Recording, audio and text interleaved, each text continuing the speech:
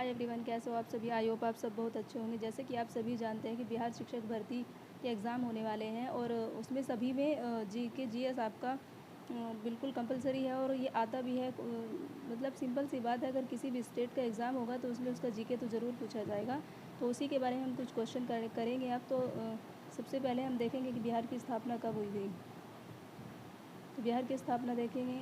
बिहार की स्थापना 12 मार्च 1912 को हुई थी। राजधानी क्या है? पटना है।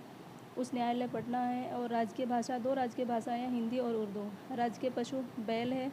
राजकीय पक्षी गौरैया माना जाता है। राजकीय पुष्प गेंदा फूल। राजकीय वृक्ष, जल्दी जल्दी करेंगे ताकि ज़्यादा टाइम ना लगे। राजकीय वृक्ष पीपल है। राजकीय चिन्ह बोधि वृक्ष है। राजकीय मछली मांगुर है। राज्य का महापर्व छठ, जो कि बहुत फेमस एक फेस्टिवल माना जाता है।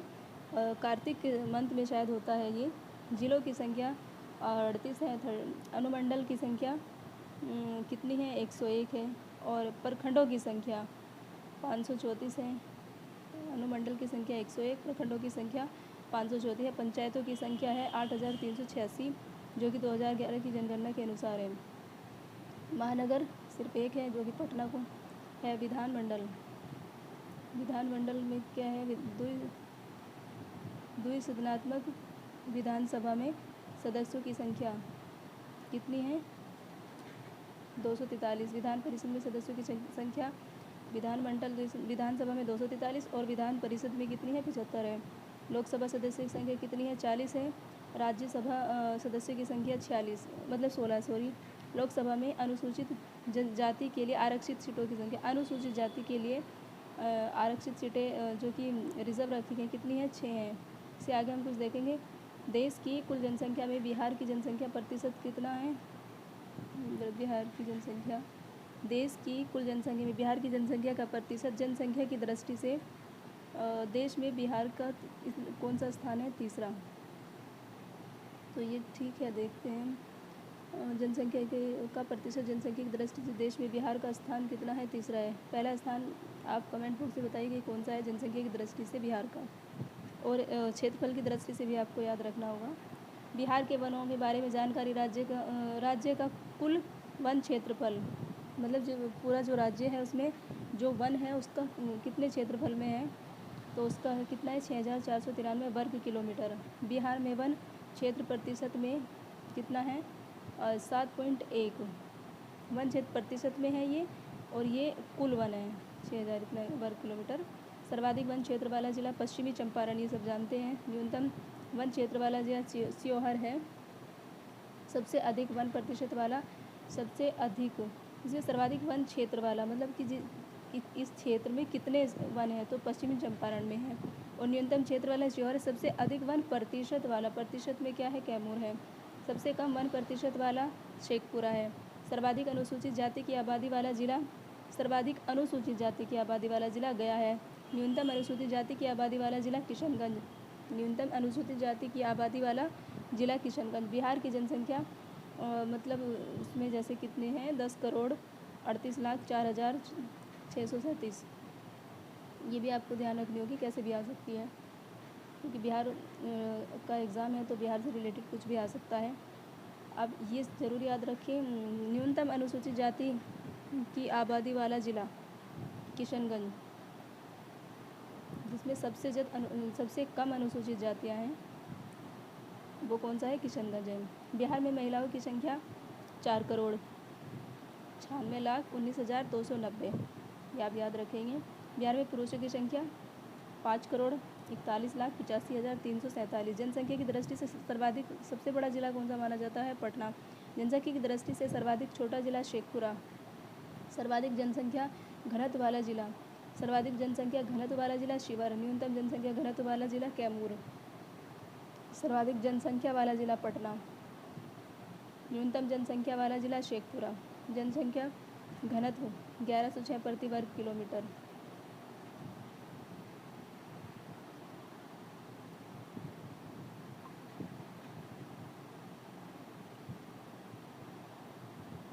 जनसंख्या घनत्व की दृष्टि से बिहार का भारतीय राज्यों में स्थान कितना है?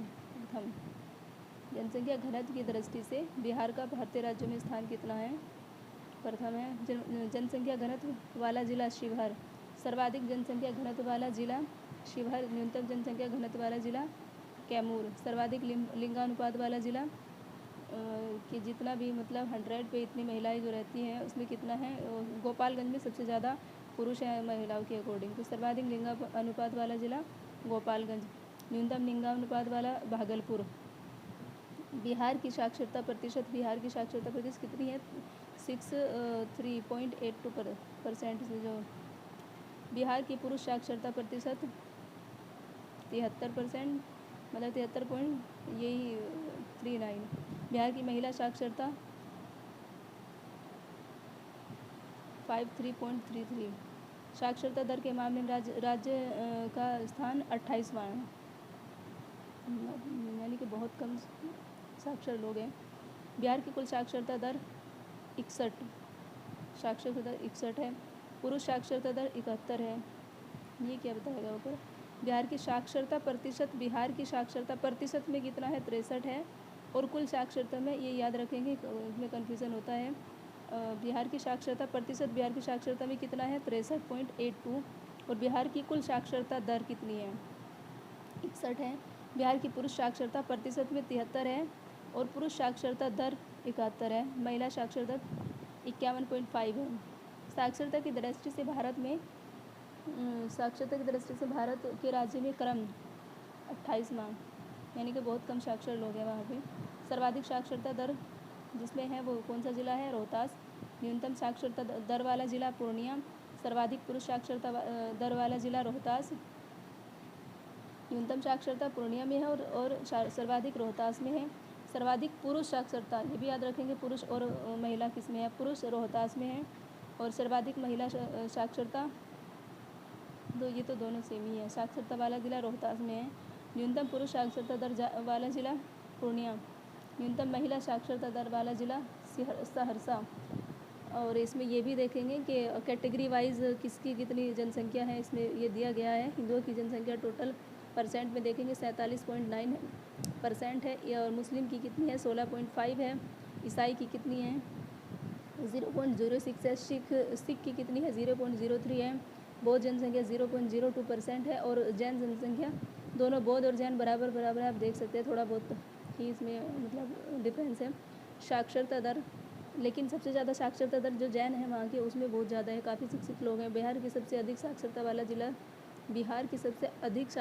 रोहतास है। बिहार की सबसे कम साक्षरता वाला जिला पूर्णिया है। सबसे अधिक पुरुष साक्षरता रोहतास। सबसे अधिक महिला साक्षरता वाला जिला रोहतास। सबसे कम पुरुष साक्षरता पूर्णिया। दोबारा हो रहे हैं, ये रिपीट हो गए क्वेश्चन। सबसे कम महिला साक्षरता वाला सहरसा। बिहार का लोक नृत्य ये झिझिया है, कर्मा है, कटखोड़वा है, छऊ है, झरनी है, धोबिया है, प्रमुख लोक नृत्य है।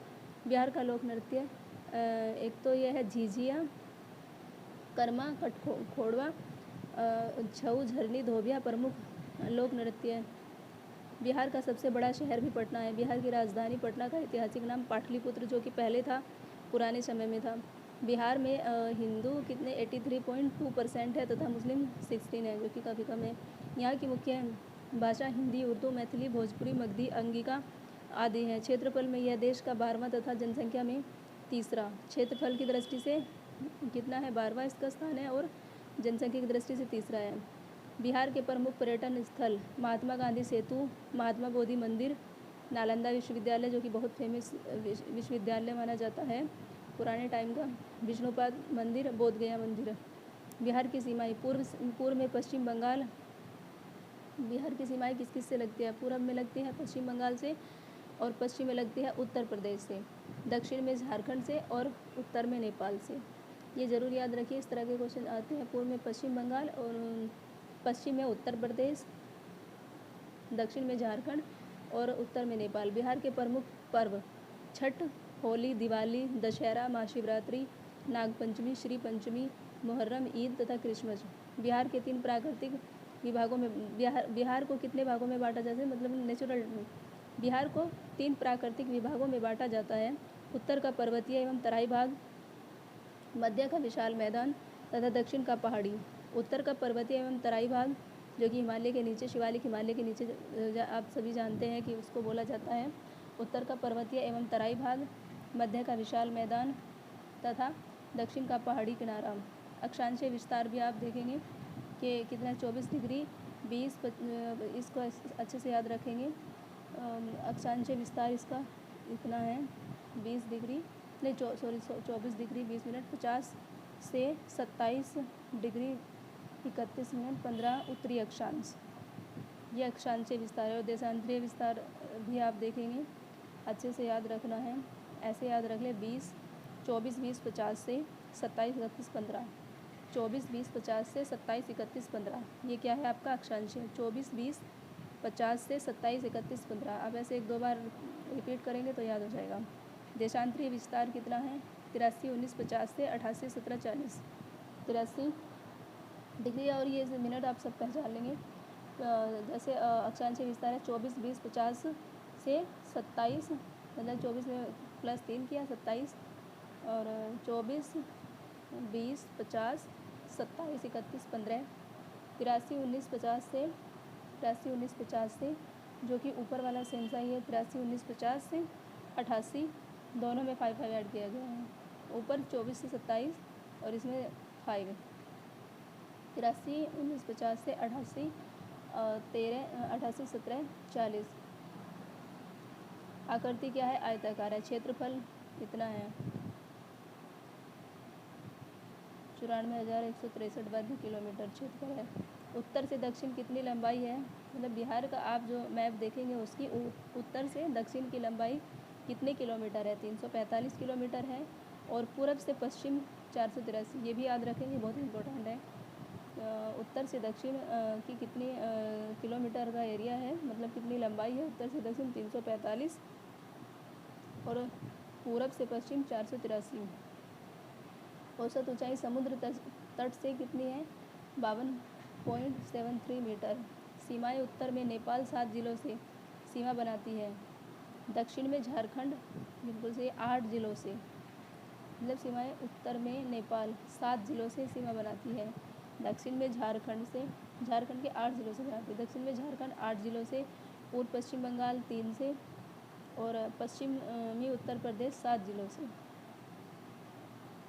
बिहार को भूगर्भिक संरचना के अध्ययन हेतु मुख्यतः 3 भागों में बांटा जा सकता है। धारवाड़ चट्टानें, इस चट्टानों का निर्माण काल प्री कैम्ब्रियन युग माना जाता है। इनमें मुख्य स्लेट, क्वार्टज आदि आते हैं। ये बिहार के दक्षिण पूर्वी भाग जमुई, नवादा, खड़गपुर की पहाड़ी आदि में पाई जाती है। धारवाड़ चट्टानें कहाँ कहाँ पाई जाती है ये आपको याद रखना है।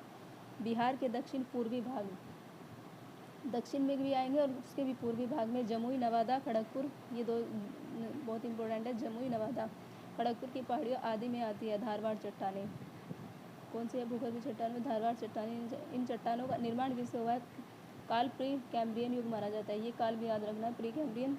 और इनमें मुख्यतः स्लेट, क्वार्टज आदि आते हैं। इस तरह के क्वेश्चन आते हैं कि धारवाड़ चट्टानों में कौन से मतलब किस चीज़ का, इनमें कौन मुख्यतः क्या क्या आता है। इसमें आता है स्लेट और क्वार्टज, धारवाड़ स्लेट क्वार्टज आदि आते हैं। बिहार के दक्षिण पूर्वी भाग जमुई, नवादा, खड़गपुर, ये आप याद रखेंगे। टर्सरी चट्टानें, इस प्रकार की चट्टानें बिहार के चंपारण के आसपास के क्षेत्रों में पाई जाती है। टर्सरी चट्टानें कहाँ पाई जाती हैं, चंपारण के आसपास के क्षेत्र में। विंध्या समूह की चट्टानें, ये चट्टानें मुख्यतः रोहतास तथा कैमूर जिले में पाई जाती है। विंध्या, रोहतास तथा कैमूर जिले में पाई, जिनका उपयोग सीमेंट उद्योग में भी किया जाता है। भीमबंध वन्यजीव अभ्यारण्य मुंगेर में है, जो कि बहुत फेमस है। भीमबंध वन्यजीव अभ्यारण्य इतने वर्ग किलोमीटर में को फैला है।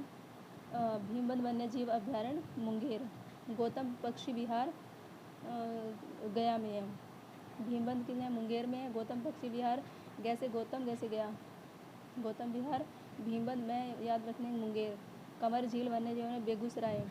थोड़ा सा आप वर्डों को अगर मैच करके पढ़ेंगे ना तो याद रहेगा। जैसे भीमबंध मुंगेर, गौतम बुद्ध गया, कमर झील बेगूसराय, ये वन्यजीव अभ्यारण्य है। और कैमूर वन्यजीव अभ्यारण्य रोहतास में है। नागी बांध पक्षी विहार जमुई में है। कैमूर वन्यजीव रोहतास में है, नागी बांध पक्षी विहार जमुई में है।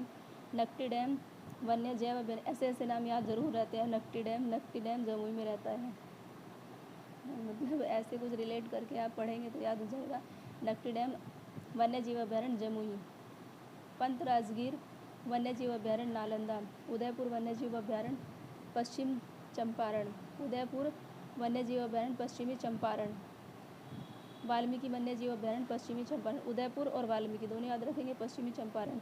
विक्रमशिला डॉल्फिन जीव अभ्यारण्य भागलपुर में है। बरेला झील, ये इतना बड़ा नहीं, बरेला झील। ये कुशेश्वर स्थान पक्षी वन्य जीव अभ्यारण्य दरभंगा में है।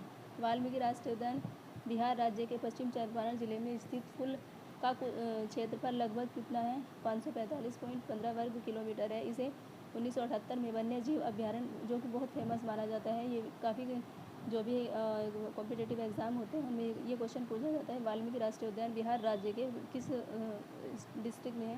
तो किस में है? पश्चिम चंपारण जिले में। वाल्मीकि राष्ट्रीय उद्यान बिहार राज्य के पश्चिम चंपारण में है और काफ़ी समय पुराना है। 1978 में वन्यजीव अभ्यारण्य घोषित किया गया, मतलब इसको 1978 में वन्यजीव अभ्यारण्य घोषित किया गया। यह उद्यान मुख्य रूप बंगाल टाइगर के लिए प्रसिद्ध है। तो आप याद रखें, वाल्मीकि राष्ट्रीय उद्यान बिहार राज्य चंपारण में है और किसके लिए फेमस है? बंगाल टाइगर के लिए प्रसिद्ध है। बिहार में बहने वाली नदियाँ गंगा, सोन, गंडक, कोसी, घाघरा, सरयू, महानंदा। इनमें आप ये भी याद रखेंगे कि उत्तर से दक्षिण की ओर आने वाली नदियाँ और दक्षिण से उत्तर की ओर जाने वाली नदियाँ गंगा में कहाँ मिलती हैं, ये भी आपको याद रखना है। तो ये तो एक तरह से जीके मतलब उसके तरीके से बताया जा रहा है। आप अगर अच्छे से मैप कोई देखेंगे तो आपको समझ आ जाएगा। गंगा, सोन, गंगा तो क्योंकि 2 पार्टों में इसको बांटती है और गंगा निकलती कहाँ से है? बक्सर से निकलती है, इधर जाती है पूर्णिया तक, कटहर तक, सॉरी।